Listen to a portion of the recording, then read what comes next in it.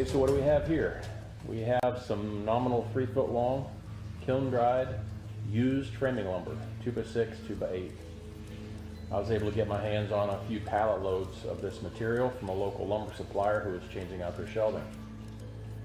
So I've had probably about this quarter pallet sitting in here for probably 3 months, getting acclimated to a conditioned environment.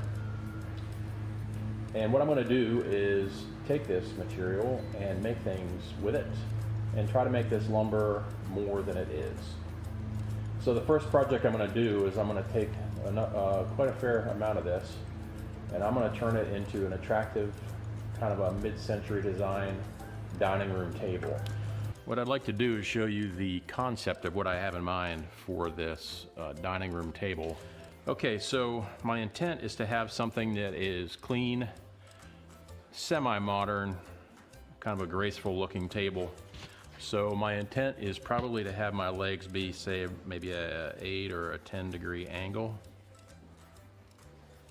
with a tapered look to them, okay? And be aware that I'm drawing this with a Sharpie only so that it shows up well on the camera. Likely what I'm gonna do later is draw this in SketchUp, and that way you'll have a much more easy to follow concept than this hand drawing that I'm doing right now, because we all know that the computer does a much prettier job than a hand sketch. Okay, so again, tapered legs, splayed at probably an 8 to a 10 degree angle, and then of course probably have a, an apron around the perimeter. I'll be starting off with using a piece of 2x6 for this. I'm trying to determine right now if I want to do just a straight or if I want to try to put a graceful arch into it. Time will tell, and I'm going to be testing the strength of it with an arch cut out of it to see if there's enough stiffness there, if I can get away with it. I'm also going to start off with 2x material for making the tabletop, which will stick out significantly past the legs to allow for that splaying. But instead of going with the full thickness of the material on the tabletop, what I want to do is put a graceful taper on the underside so that by the time you get out to the leading edge of the tabletop, you have a nice thin appearance, even though the table does end up being stronger because of the thickness of the material in the middle of the top.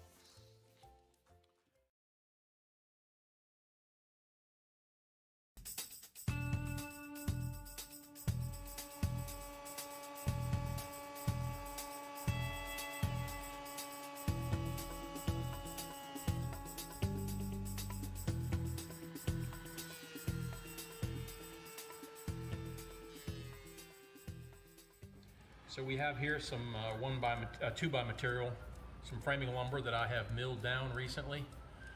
You'll notice by looking at in the cross section here that it is now about 1.25 inches thick as opposed to the full 1.5 inches. Milled it down and planed it to that thickness. I just thought that was a much more pleasing thickness to look at.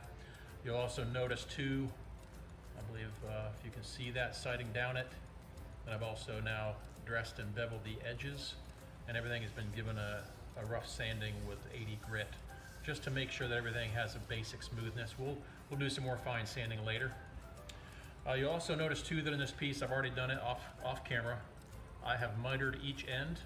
So this now is actually a finished piece of material as far as the dimensioning goes, the width, the thickness, and the length.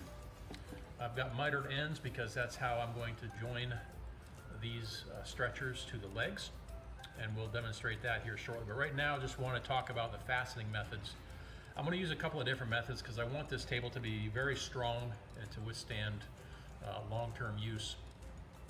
So initially I am going to glue and screw this mitered joint onto the leg, and I'll do that. You can see I've got my Forstner bit already set up. I've got a 3/4 inch Forstner bit.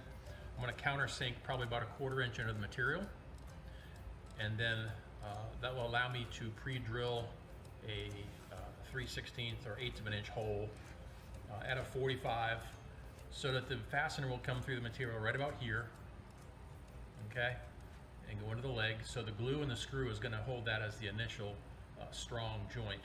I'm going to make some plugs then that will close these 3/4 inch holes up, sand them smooth, and that way we can, depending on how they come out, I haven't really decided yet whether I'm going to paint or stain the legs and stretchers on this table. The top will be finished differently than the legs and stretchers, so that's still a work in progress. My drawings are pretty much in order, but the finish color choices are not.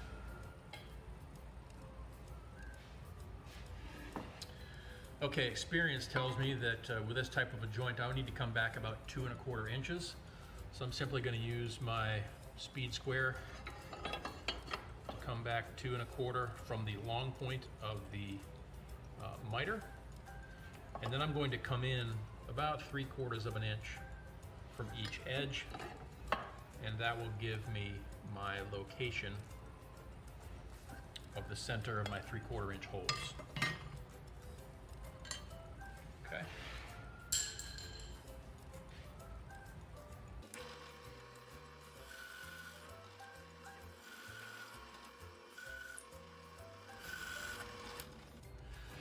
Okay, so what I'm going to do here is I'm going to start my 1/8 of an inch hole at the inside, right on the side of these 3/4 inch hole, okay? Just to make a little divot. Keep my drill bit from wandering on the next step.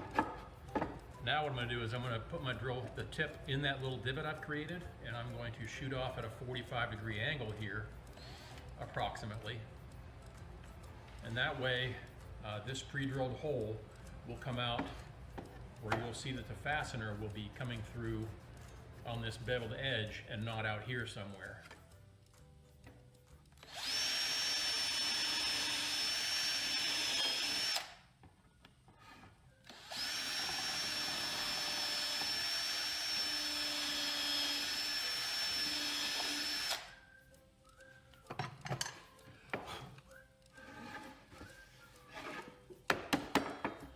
Okay, so if you'll notice here, there's one hole here, one hole here.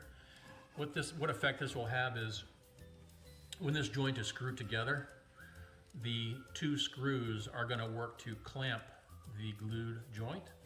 Whereas if these holes had come out over here somewhere on this face, first of all, one problem is your screws will be seen from the underside of the table. Just that little inside corner where the threads of the screws would be exposed right here. But that also would have the effect of wanting to pull this joint apart when you tighten the screws instead of pulling it together. So that's why it's important that these holes come out on the mitered face and not out here somewhere on the back of the stretcher. Okay, let's go ahead and begin the process of assembling the legs and stretchers.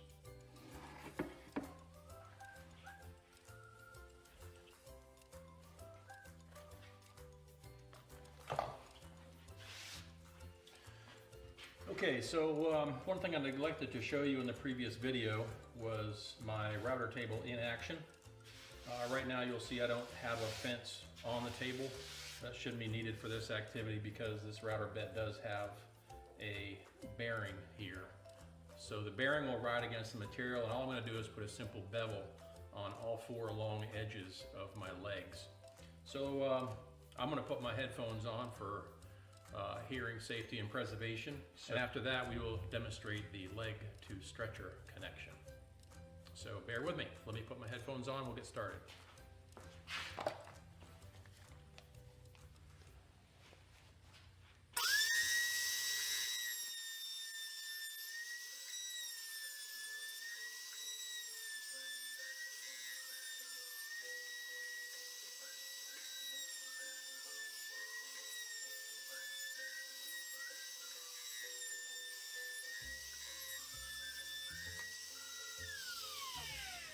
Okay, what we'll do now is go ahead and give these things a light dressing with the 80 grit sandpaper on an orbital sander, and then these legs will be ready for initial connection.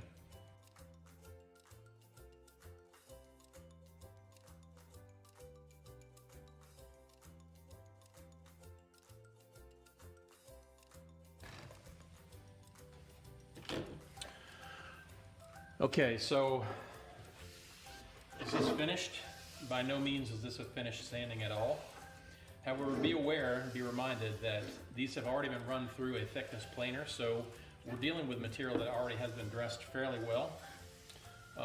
The purpose in hitting the legs with a sander right now is to take care of any minor imperfections that may have existed, or even sometimes with this soft wood, sometimes even with a bearing, the router can leave a very tiny, slight groove where the bearing rode against the material. So hitting the material right now with the 80 grit sandpaper is enough to take that down. We will do some finish sanding once the table base is assembled, and we'll probably hit it with progressively finer grits like 120 and up to even 220. What I want to do is show you here too, with these legs, how it is we're managing to install these and get them laid out. So let me grab my other, okay, here we go.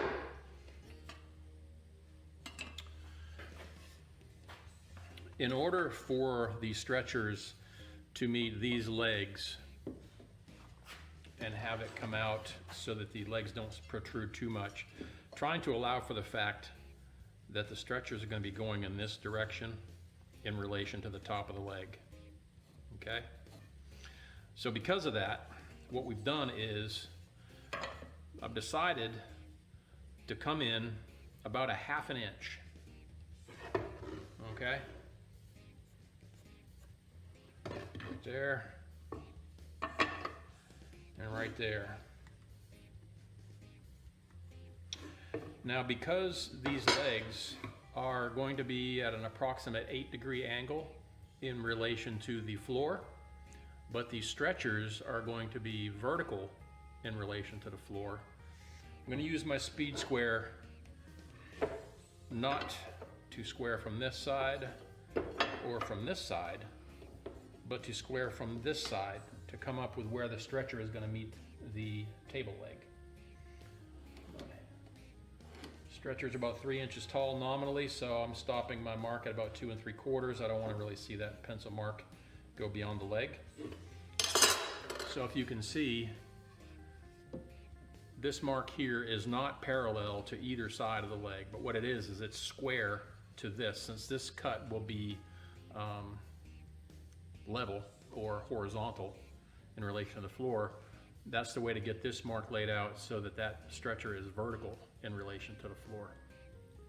So this is going to be the reference line we're going to use when attaching the stretcher to the leg. Now I might be going overkill on this, and you know, that's fine. I would rather have my table be too strong than end up in any way wobbly. So what I'm going to do is I'm going to use the same method with the 3/4 inch Forstner bit. I've laid these holes out on either end. I'm going to countersink about 1/4 inch in with a 3/4 inch Forstner, then pre-drill the rest of the way through with an 1/8 inch bit.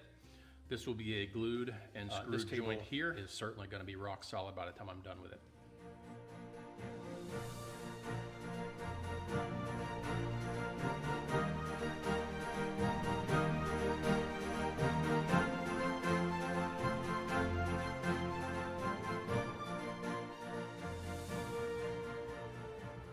Okay, we have here the assembled table base, at least the basic assembly. Again, I'm going to be doing more to reinforce the stretcher to leg connections, but I just wanted you to see how it came out. I'm very happy so far, not only with the dimensioning, but the layout is all as planned. And if you'll notice, as I mentioned a little earlier, if you can see how the stretcher does not end up parallel to the leg, but ends up meeting it at kind of a tapered miter, almost like a compound miter joint. Just curious to see how this is going to land with the continuity and the miters and the tapers of everything. Is will this on its own come out level, or will the frame be twisted in any such a way? Believe it or not, even though I'm filming this, I checked it earlier, I have done nothing to this frame after assembly. and this is landing, right about as close to on the bubble as you can get. We'll check the other side, which I haven't checked that. Yeah, on the bubble. Let's go ahead and check it side to side. Okay, now that's slightly off the bubble. That might be attributable to the floor, because I am right beside where the floor drain is in the slab. So the floor is sloping in that direction slightly anyways.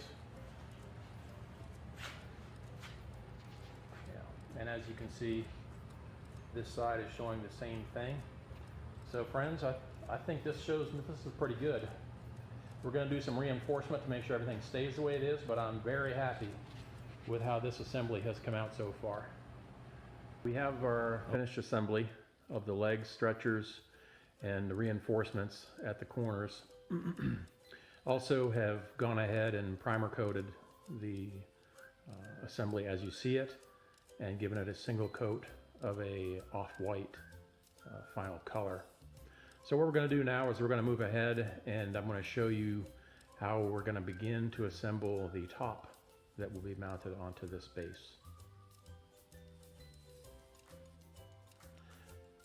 Okay, for the sake of stability in the long term and structural rigidity, what I've decided to do is go with a plywood sub base for this top. What we're going to do is we're going to use some of the same material that was used to make the legs and stretchers. We're going to rip them down and make them into a continuous outside perimeter that will have miter joints, and in the middle, in the field of the tabletop, is going to be kind of a modified herringbone pattern where the pieces of wood are going to be set in like blocks into this pattern. So if you stick with me, we will see the method we use. So this is a piece of material that has been milled out and will form the one side of the perimeter of the tabletop. And instead of showing you the footage, I'm just going to describe to you what I've done to mill this piece of material out. It started out as a piece of 2x6. Pardon me. If you'll notice, what I've done is I've made two sets of cuts on this material. First of all, I put about a 12-degree bevel on the one side, maxing out the height of cut on my table saw to give myself a nice tapered look. This edge here will be the outer edge of the tabletop. If you can see how it gives it a nice appearance of only being about 1 inch thick, when in reality in the field it'll be the full 1.5 inches thick. So because of that taper, I have done a rabbet cut that matches the thickness of this plywood substrate, so that when I mount this piece of material to the plywood, you'll notice I also have my miter cuts done on this one piece. It will kind of half lap onto the plywood, thus and so.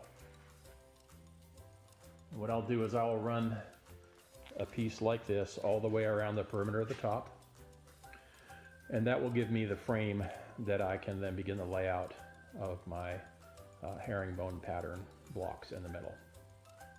So what I'll do is glue and screw from the underside through the plywood into the underside of this material, giving me a nice glued and mechanically fastened joint. Should be quite solid, quite stable, and yeah, stick with me, we'll see the progression.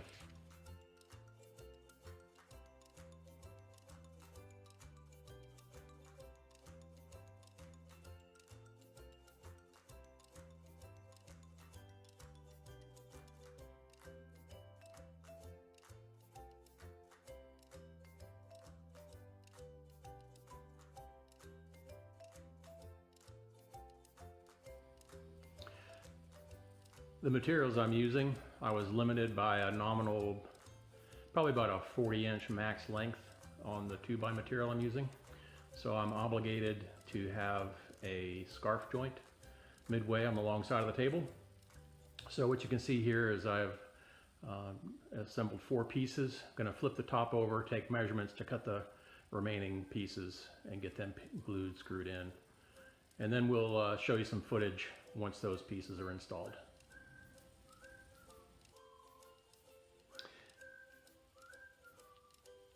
Very happy with how this is coming out so far.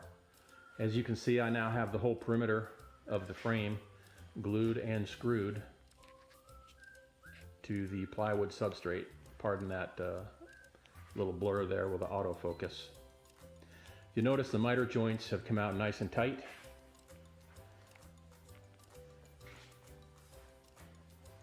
And on each long side I have a scarf joint that I'm also quite happy with. These are all glued and mechanically fastened. You'll notice, of course, this is framing lumber, so some of it has a little bit of water standing and things onto that. I anticipate we're going to be able to take good care of that through our operations with sanding through the course of the different grits, getting it down to the finished surface before we stain the top. Anyhow, just wanted to show you how it came out so far. Also, you might notice on each of the corners, I have drilled out a 1/2 inch countersink, 1/8 inch hole, and used a 2-inch screw to glue and screw that miter, make sure it stays locked together in good shape. And of course, I will use a wood plug to plug that hole and sand it smooth, much as I did with the table legs and the stretchers. Okay, so here we see the frame done, as well as the herringbone pattern in the field of the table. Feeling pretty good about how it came out. A couple minor imperfections here and there. One of the things about the quality of the wood and use of a power planer is that it has, in a couple of instances, highlighted an imperfection that I will have to take care of with some, well, probably some kind of a filler where I had a knot partially chip out on me. Okay, so we got some things to take care of. It's not pristine, knot-free wood that I'm dealing with here, so I am pretty happy though. Initial hit with the planer and a coarse grit sander has also taken care of much of the water staining. And of course, this is preliminary sanding. There's plenty more to do as I progressively get to the finer grits. And again, use a little bit of wood filler here and there just to touch up some minor imperfections to prep for staining. Okay, looking forward to seeing how this thing comes out. Stick with me. Okay, friends, so I've been doing a little bit of sanding, and I'm down to about a 220 grit for sanding the surface of this tabletop. If the tabletop looks a little off center from different angles that I might be filming this from, don't be concerned. The tabletop is just sitting on the legs right now. It is not attached. Anyhow, thought I'd take a few minutes here and just kind of go over this with you. Let you take a little closer look at the finished product. As you can see, there are some little imperfections that I have since repaired, and I'm very happy and pleased with the look of this herringbone pattern, all using recycled, upcycled framing lumber to make this type of table. The legs, the stretchers, and the top. Take a close look down here. You can see where even these miter joints have been glued, screwed, and now plugged. Made my own wood plugs. You notice I don't use dowels because dowels mean you're going to see end grain.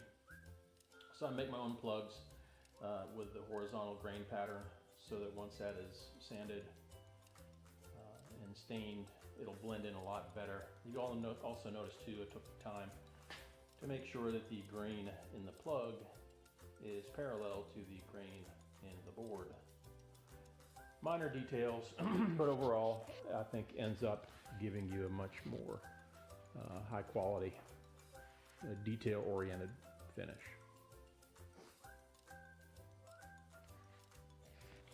Something else too you may have picked up on, even some of the knots in the wood that kind of opened up during the drawing process, filled those little cavities and imperfections with a stainable wood filler.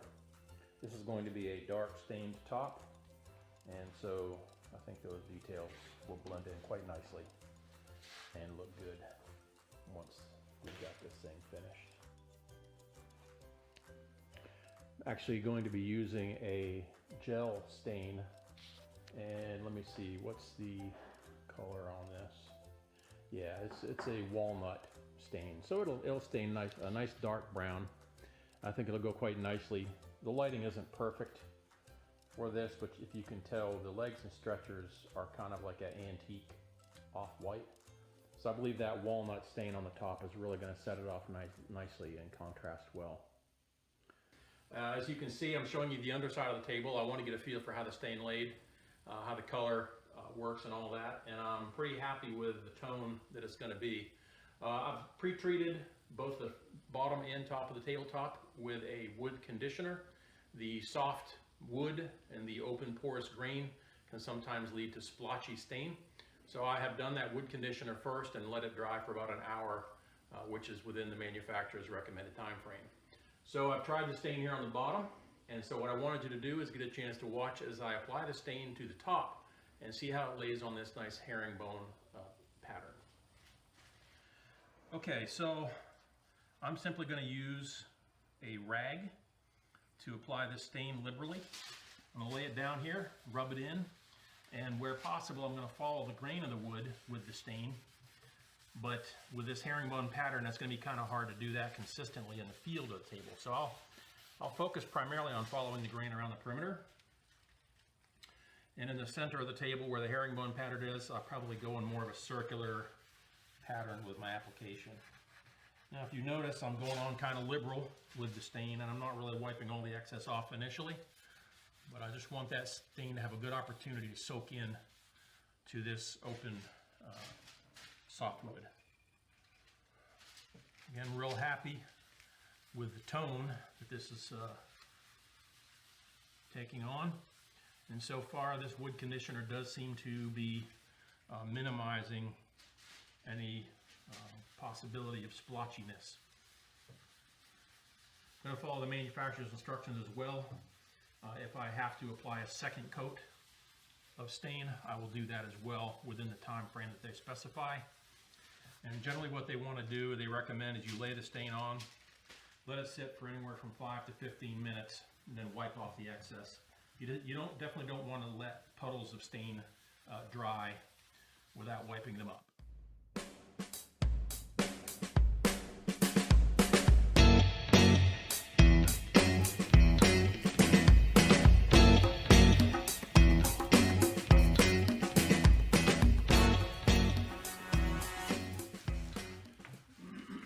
One thing I'm a little wary of is not having a dried edge. So I'm trying to keep constant motion, wiping the stain on in line with the grain around the perimeter, circular motion in the middle, and not leaving any ridges or undue wet spots that can create residual unwanted patterns in the staining once it's dry.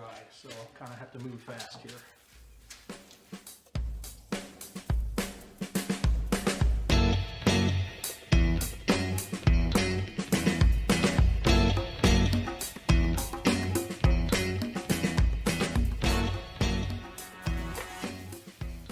Okay, that's all the stain to apply for the moment. Now I'm just going to go back over it with the same cloth. Take down any puddles, any wet spots, try to even it up. I think the fact that this has had a chance to sit for a few minutes, also to find any pinpoint imperfections where I didn't get enough stain to lay down.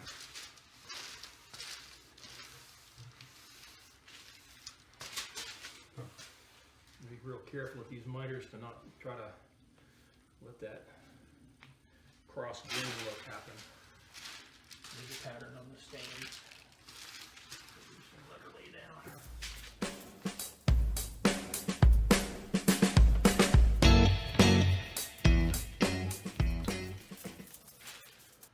Okay, there is one stained tabletop. We'll come back in a few hours and see how it lays and how it dries. Here we see our top that's been all stained.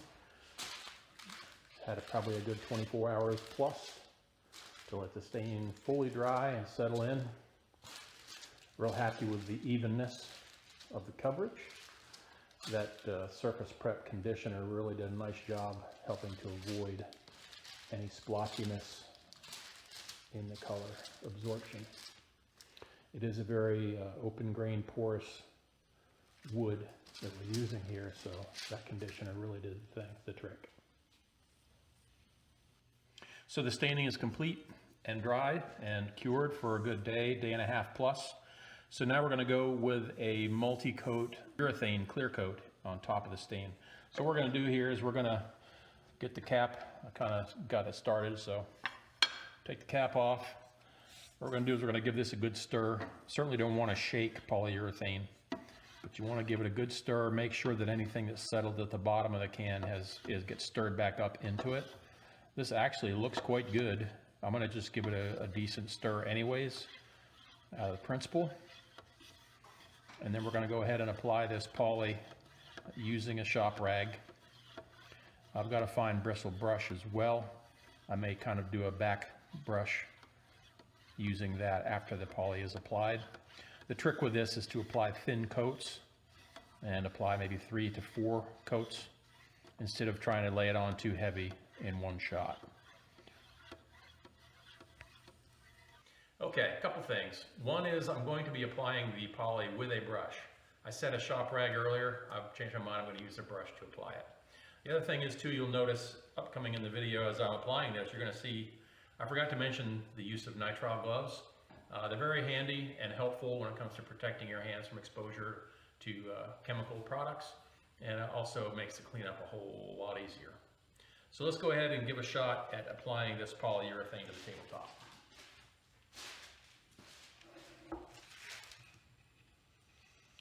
I want to take note of the fact that I'm using a brush that has very fine bristles on the end.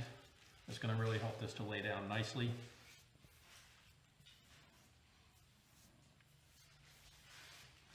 And I've chosen a semi-gloss polyurethane. This ought to do quite well.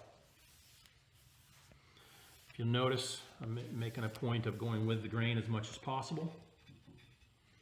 Of course, won't be quite so easy in the field, but especially around the perimeter.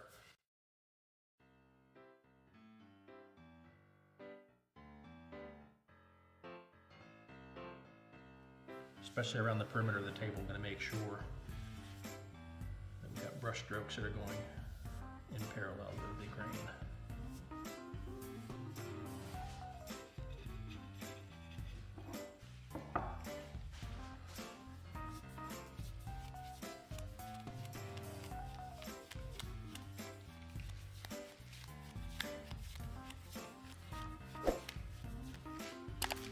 Sure is fun when the wood starts getting dark and shiny like this. So it makes all that advanced prep work all worth it.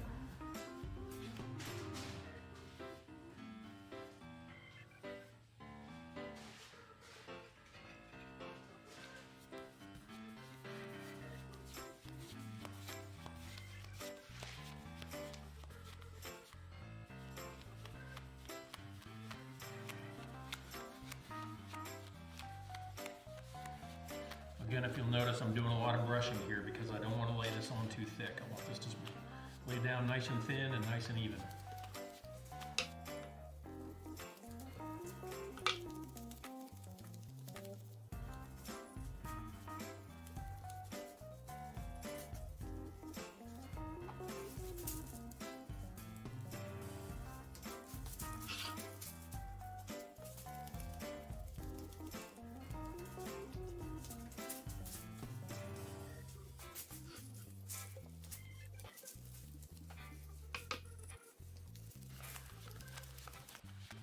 I am moving a little bit quickly here, only because I'm trying to avoid any dry spots or any ridges left behind me as I'm going around the table here. So, pardon me if I'm not talking much, just want to get it laid down.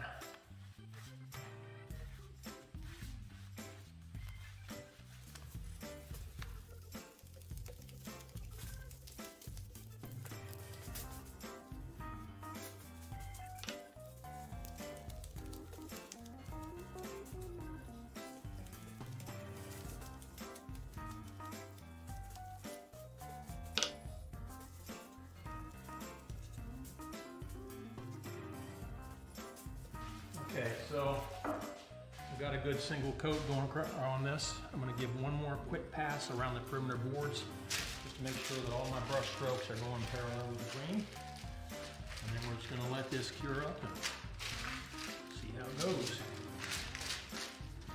Manufacturer calls for at least 3 thin coats to be applied, and so that's what we're going to go for as a minimum.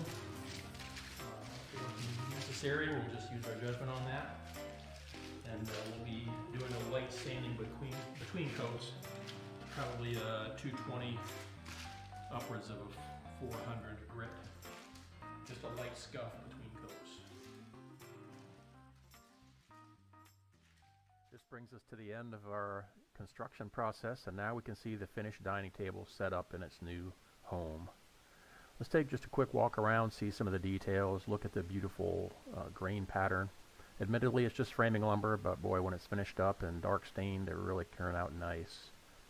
Taking a walk around, we can see how the miters and the joinery all looks really good on that herringbone pattern top.